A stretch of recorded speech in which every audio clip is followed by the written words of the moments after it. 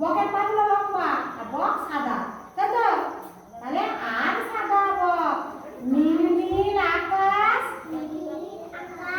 নীল লেখার কালি,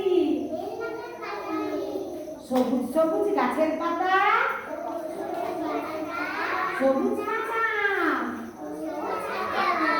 হলুদ হলুদ কলা, হলুদ বাদাম।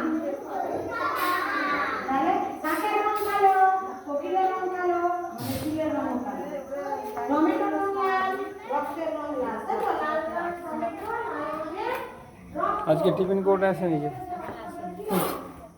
লাল রং